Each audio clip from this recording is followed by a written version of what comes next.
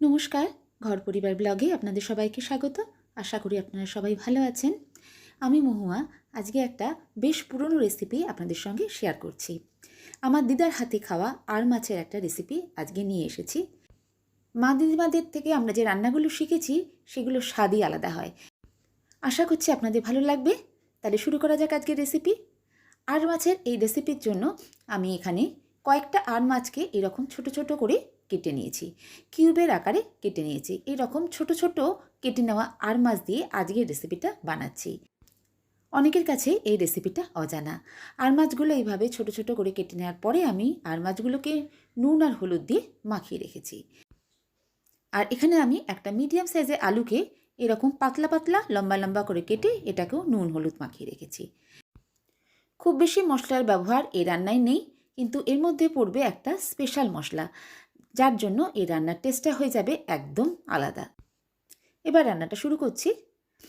আমি এখানে একটা ফ্রাইং প্যান বসিয়ে দিয়েছি। এবার এর মধ্যে দিয়ে দিচ্ছি সর্ষের তেল।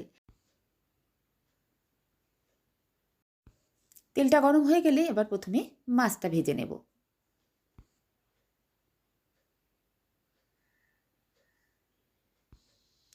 মাছগুলো বেশ ভালো করে ভেজে নিয়েছি।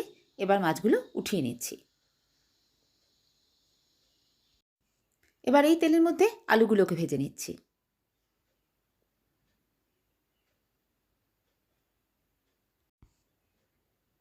আলুগুলোকেও বেশ ভালো করে ভেজে নিয়ে এবার উঠিয়ে নেব।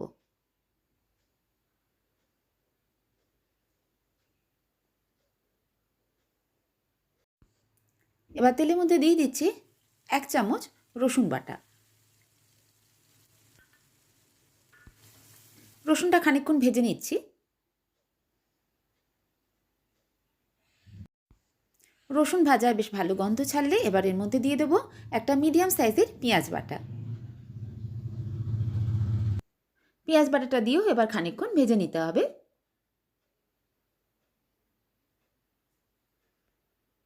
পেঁয়াজ রসুনটা ভালো করে ভেজে নেওয়ার পর এবার দিয়ে দিচ্ছি এই রান্নার মেন উপকরণ। এটা হলো মৌরি বাটা।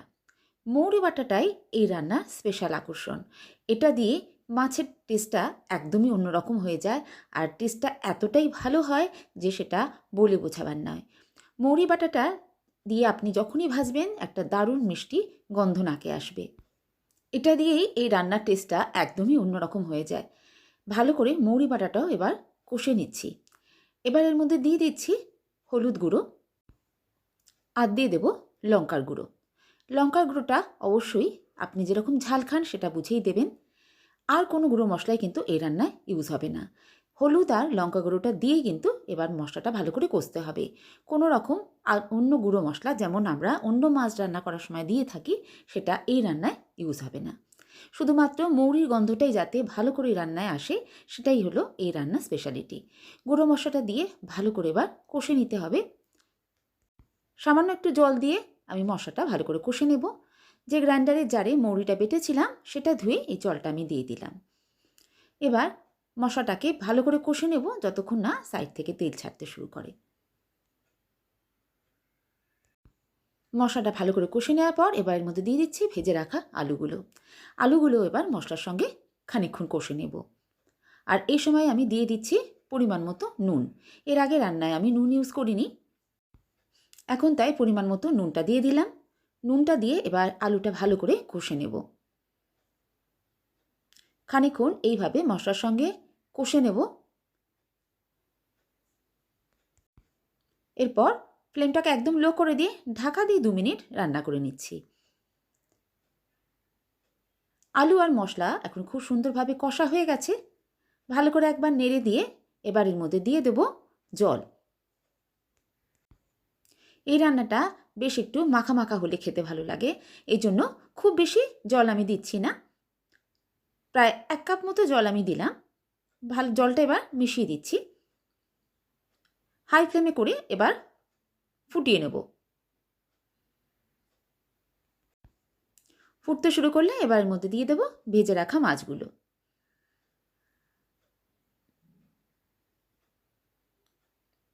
মাছগুলো গ্রেভির মধ্যে ভালো করে মিশিয়ে দিচ্ছি। মাছগুলো দিয়ে হাই ফ্লেমে রেখে 1 মিনিট এইভাবে রান্না করে নেব। যখন ভালো করে ফুটতে শুরু করবে, এবার এর মধ্যে দিয়ে দিচ্ছি 1/2 চামচের মতো মৌরি বাটা। এই রান্নায় কোনো রকম গরম মশলা, ঘি কোনো জিনিসই ইউজ হবে না। মৌরি বাটাটা দিয়ে এই রান্নাটা হচ্ছে। যেটুকু মৌরি বেটেছিলাম তার ম্যাক্সিমামটাই আমি আগে দিয়ে দিয়েছি, আর অল্প পরিমাণটা রেখে দিয়েছিলাম, সেটা এখন লাস্টে আমি দিয়ে দিলাম। মৌরি বাটাটা ভালো করে এবার গ্রেভির সঙ্গে মিশিয়ে দিচ্ছি। মিশিয়ে দিয়ে এবার ফ্লেমটাকে লো করে দিয়ে ঢাকা দিয়ে রান্না করে নেব 2 মিনিট। 2টো কাঁচা লঙ্কা দিয়ে দিচ্ছি ওপর থেকে।